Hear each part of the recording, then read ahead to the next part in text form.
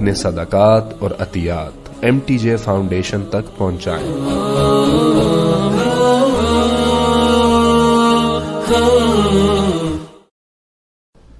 چونکہ 200 سال پہلے مغرب کا غلبہ ہو گیا، اس سے پہلے غلبہ اسلام تھا، تو جتنی تحریکیں چلتی تھیں وہ اصلاح نفس، اصلاح اخلاق، اصلاح احوال کی چلتی تھیں، جو علماء یا صوفیہ جو کوشش فرماتے تھے۔ لیکن جب باطل کا غلبہ ہوا 200 سال پہلے، تو ایک رد عمل کی نفسیات پیدا ہوئی، تو باطل کا قبضہ ہو گیا ہے، ان کو نکالو۔ چونکہ تقریباً تمام اسلامی بلاک جتنے تھے سب پر England, France, Holland, Portugal, Spain یہ قابض تھے۔ تو اس میں رد عمل میں چلی گئے ہماری جو تھی قائد جماعت جو تھی نا، قائدین جماعت، وہ رد عمل میں چلے گئے۔ اس رد عمل میں امت کی تربیت اور اصلاح کا کام پیچھے چلا گیا، اور باطل سے ٹکرانا وہ پہلے آ گیا، بغیر صفات کے اور بغیر تیاری کے۔ تو ہر جگہ شکست ہوئی، ہر جگہ بہت بری طرح پٹنا پڑا۔ جو سبب تھا اسے نہیں دور کیا، جس وجہ سے زوال آیا، وہ تھا دین سے دوری، اخلاقی پستی، یہ اس کا سبب تھا۔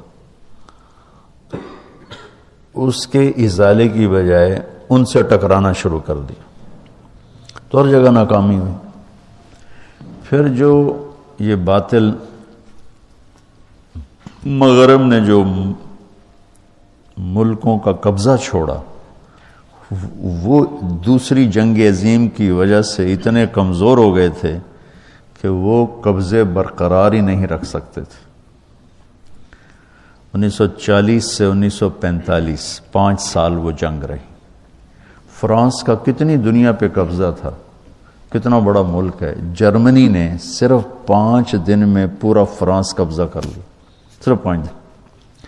پولینڈ پر 1 دن میں قبضہ کیا، آسٹریا پر 1 دن میں قبضہ کیا۔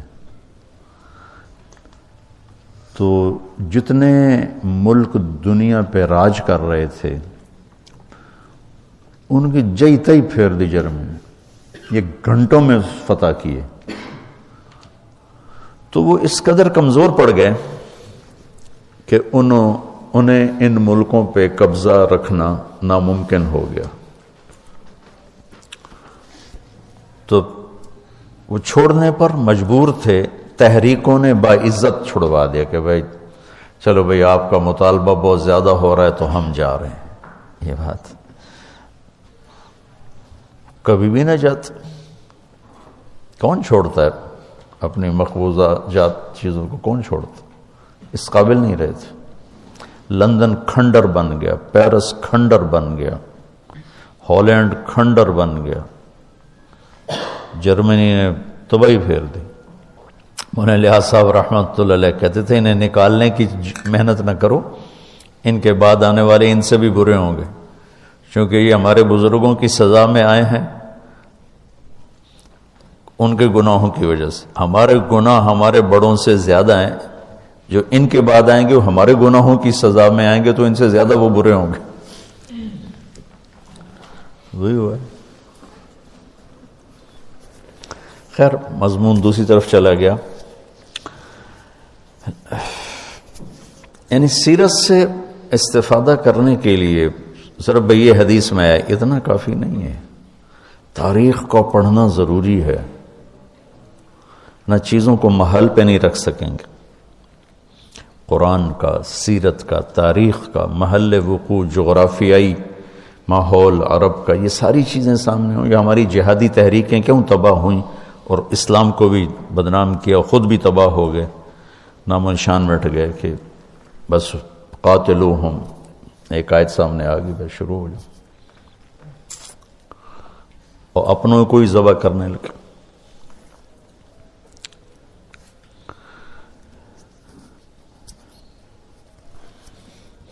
اب یہ دیکھو، کتب علیکم الصیام، الف لام ہے نا، ان الصلاۃ کانت علی المؤمنین کتابا موقوتا، الف لام، اقیموا الصلاۃ الف لام ہے، آتوا الزکاۃ الف لام، تو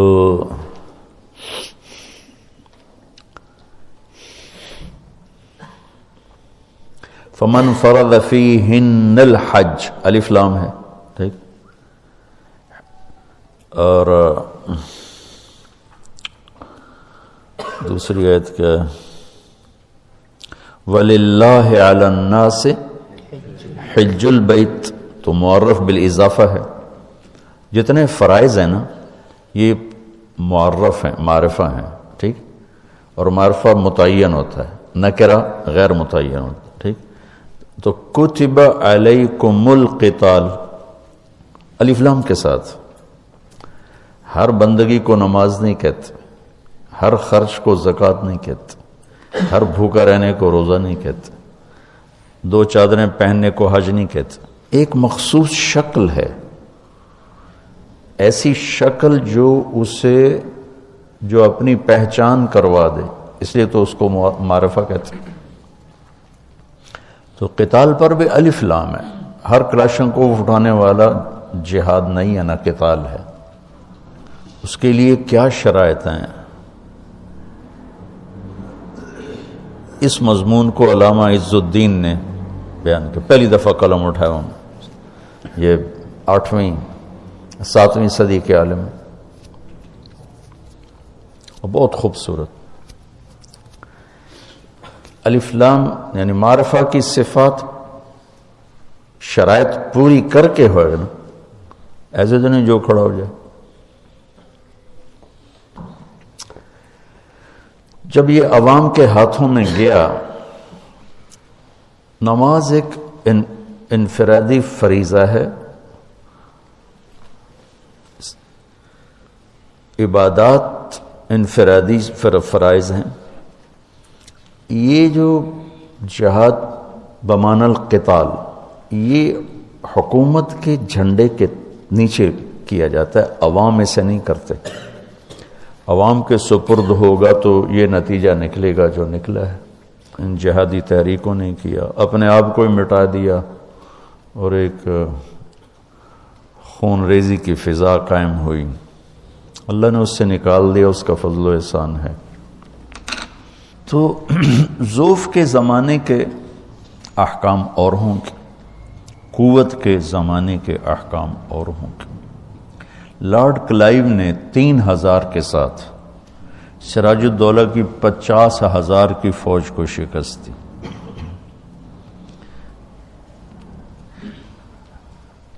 اور 3000 انگریز نہیں تھے سارے، وہ تو مقامی، انگریز تو چند 100 تھے، باقی تو ساری مقامی فوج تھی، توپ خانہ، کہ وہ 17ویں صدی میں وہاں سائنسی ترقی شروع ہو چکی تھی، تو توپ خانے کی وجہ سے ان کے پاس وہی تلواریں، ادھر پورا توپ خانہ تھا۔ انہیں سراج الدولہ نے غداری کی، ٹھیک ہے کی ہے، میں اس کا انکار نہیں کرتا ہوں، لیکن یہ کوئی بڑی وجہ نہیں تھی شکست کی۔ شکست کی وجہ بہت بڑا فرق تھا اسباب کا، ایک آدمی نے جا کے ہیروشیما پہ بم مارا، ایک آدمی، وہ سارا ہیروشیما ناگاساکی کھنڈر ہو گیا۔ تو یہ تعداد پہلے دور کی بات تھی، زیادہ لشکروں کے ساتھ حملے کرنا۔ تو ایک آدمی بٹن دباتا ہے، سمر مبارک صاحب جو یورینیم بنایا عبد القدیر صاحب نے، اور آگے اس کو ایٹم بم بنایا ڈاکٹر سمر مبارک صاحب نے۔ میری ان کی ملاقات ہوئی مکہ میں کھانے پر، میں نے بلایا ان کو، بزدل ہیں۔ تو اب تو عدد کی جنگ نہیں ہے، اللہ تعالیٰ بچائے، حفاظت فرمائے۔